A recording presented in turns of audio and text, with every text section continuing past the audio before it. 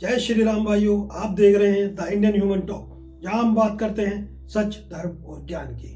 मैं सुमित प्रजापति आपका अपने इस चैनल पर स्वागत करता हूं।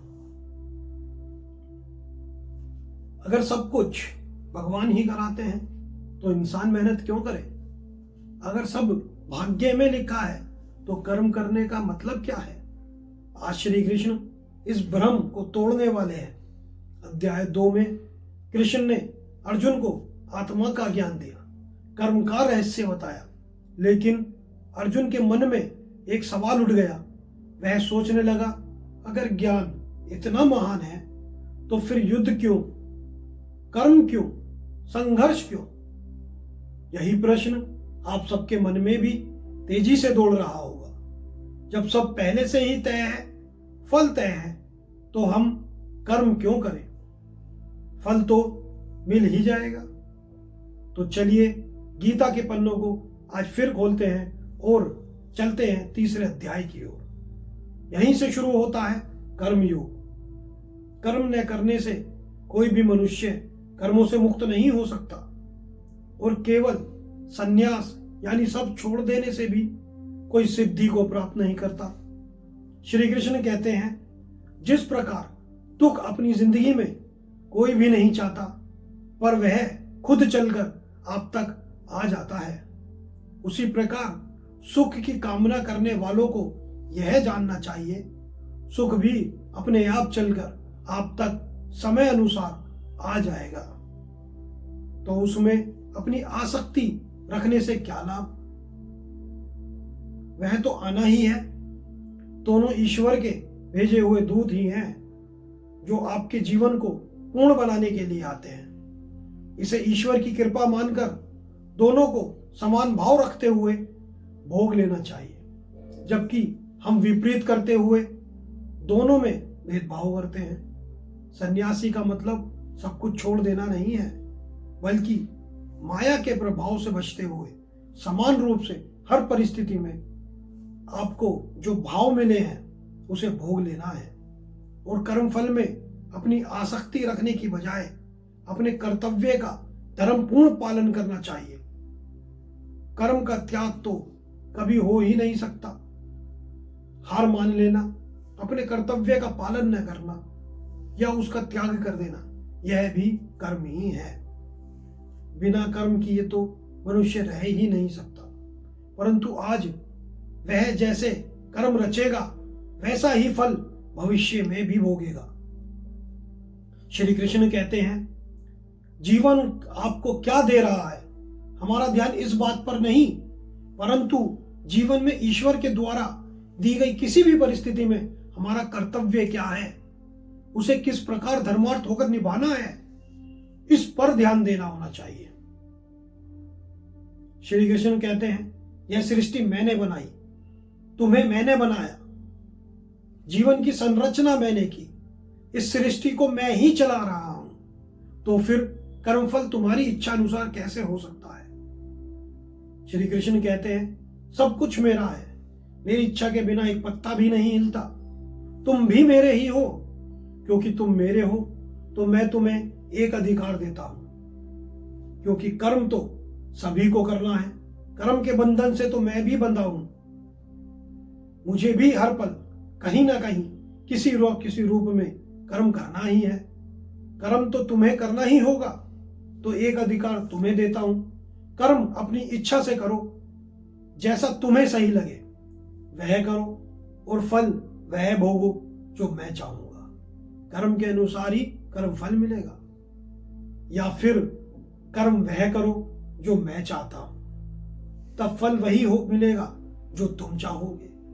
अगर तुम यह सोचते हो कर्म भी तुम अपनी इच्छा से करो और फल भी तुम्हारी इच्छा का हो, तो बेटा ये तो ना हो पाएगा, भूल जाओ। रास्ते दो ही हैं, इसमें निर्णय भी तुम्हारे ही हाथ में है। जो तुम अपनाना चाहो मैं उसे ही मान लूंगा। श्री कृष्ण कहते हैं, तुम माया मांगोगे, माया दूंगा, जिस प्रकार चाहोगे उस प्रकार दूंगा। तुम इन सब में से विरक्ति चाहोगे, तुम इन सब से विरक्ति चाहोगे तो वह दूंगा।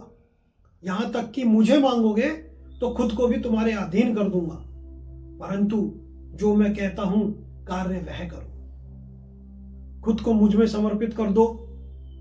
इस मन को, इस संसार से हटाकर मुझ में लगा दो और जीवन में मैं जो दूं अपने कर्तव्यों का, धर्म का पालन करते हुए उसे स्वीकार करो और अपनी सारी चिंता, सारी बुराई, सारा अधर्म मुझे सौंप दो और एक सन्यासी की तरह इस संसार में अपने कर्तव्यों का धर्मपूर्ण पालन करते चलो। फिर वह परिवार के प्रति हो, अपने जीवन के प्रति हो, अपने कार्य के प्रति हो, अपने समाज के प्रति हो, अपने देश के प्रति हो या स्वयं मुझ परमात्मा के प्रति।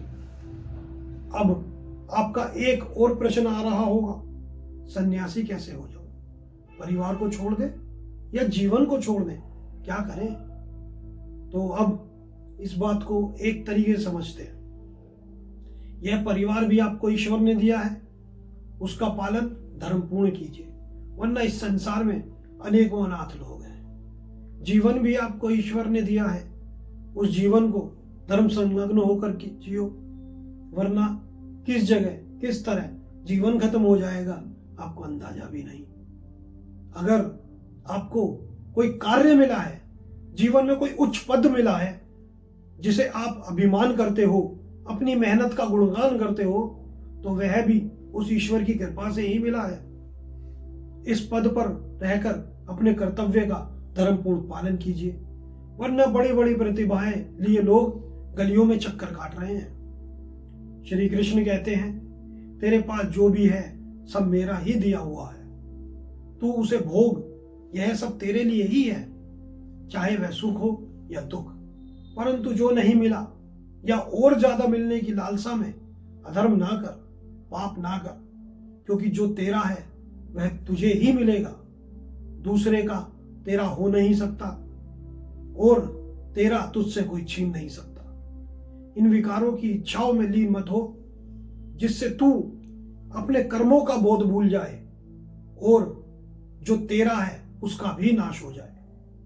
फिर चाहे उच्च पद पर बैठा राजस्व के मद में डूबा कोई अधिकारी या नेता हो, धन के घमंड में चूर कोई धनी, वासना की चाह में मदहोश कोई व्यक्ति, अपने जीवन की परेशानियों की चिंताओं में डूबा मनुष्य, या जीवन में माया भरी संपूर्णता को प्राप्त किया हुआ उसके अहंकार में डूबा हो। विकार जिसके अंदर भी आए हैं उन्होंने मनुष्य के कर्मों को दूषित किया है, और धर्म ज्ञान जिसके अंदर आया है उसके कर्मों को पवित्र किया है, और कर्मों से ही भविष्य का निर्माण होता है। श्री कृष्ण कहते हैं, मैं तुझे माया का त्याग करने के लिए नहीं कह रहा हूं, मैं कह रहा हूं ज्ञान को अपने जीवन में उतारने के लिए, क्योंकि ज्ञान ही बोध कराता है माया के सत प्रभावों का और दुष्प्रभावों का। हमारा शरीर माया से बना है